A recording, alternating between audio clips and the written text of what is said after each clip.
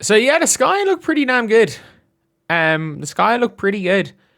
And they are out here looking like one of the better teams in the WNBA. And is it a surprise? Not really. Not really. Like, they beat the Portland Fire, who are better than expected. Their Portland Fire coach might be another Nakase. Like, the way he's getting the best of these players is kind of crazy. He's on paper Portland Fire. Whatever about the Valks last year, Portland Fire should be the worst team ever. But they were somewhat, like, they beat the Liberty and they were somewhat competitive. Somewhat competitive against Sky. Or sorry, yeah. And the Sky, I kind of underrated their first game, and I want to make the video about the first game because I'm like, you know what? They look terrible. Like, not they look terrible. They barely beat a team that I believe were terrible. I thought they looked pretty decent last night. Pretty decent. I'm going to be real here. The Valks on offense are laughably bad. Like, unless Janelle Solon has magnet ball and Gabby Williams is hitting threes and everyone else is hitting threes, they're not the greatest offensive team. Kayla Thornton, 0 for 11. 0 for 11 is one of the wildest things I think we have ever seen, is an 0 for 11 shooting game.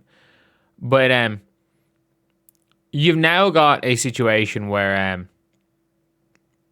the Valks, look, they were poor. They were poor yesterday. Defensively, they're still grand.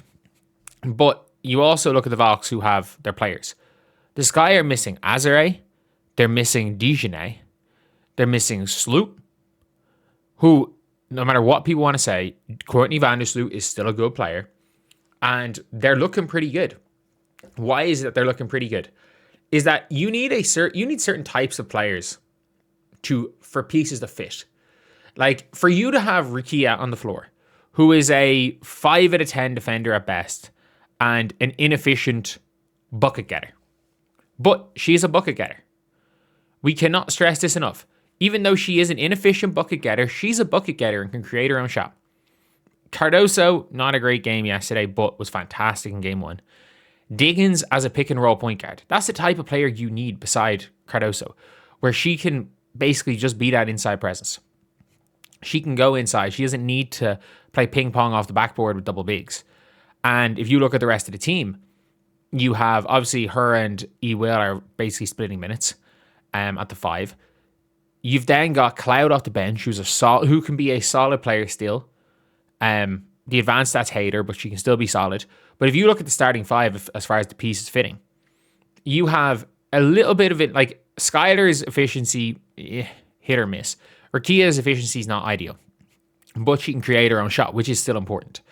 Cardoso is Cardoso. Gabriela Jaquez is that workhorse.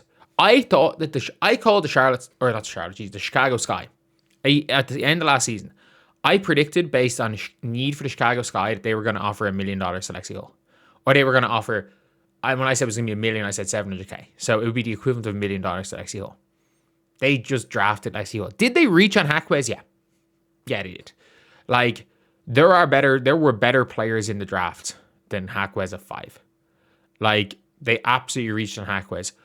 But there's a high floor with Gabrielle Jaquez. She's going to impact the game. And then JC Sheldon is like, she is a near 50, 40, 90 player. That is what JC Sheldon is. She is near 50, 40, 90. And when you need efficiency, that's what she's going to give you. She's going to work her ass off, be a pest on defense. Is she going to ever live up to that number 5 pick?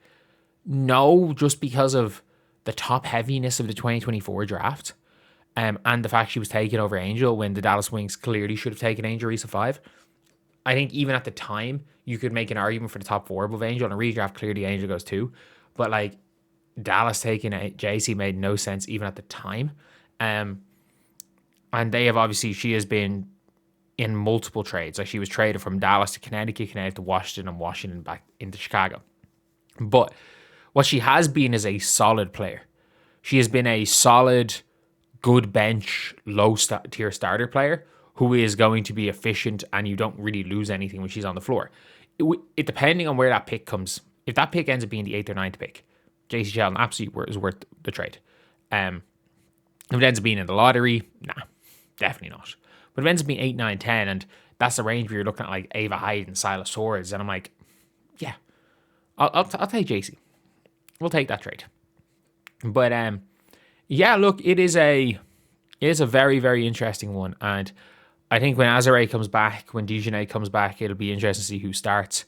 I'm liking Rickea Jackson at the 4, but I do think Rickea slides to the 3 and Azare comes in starting at the 4. Mahakwa is coming out, but I don't. Or maybe Sheldon comes out. But what I don't see is I don't see Dejanay starting. And to be honest, Dejanay, from what we've seen, I don't think she's that much of a snob starting or not when she comes in. So yeah, I think this could be a really, really good season for the Chicago Sky, and they might make it back to the playoffs for the first time since 2023.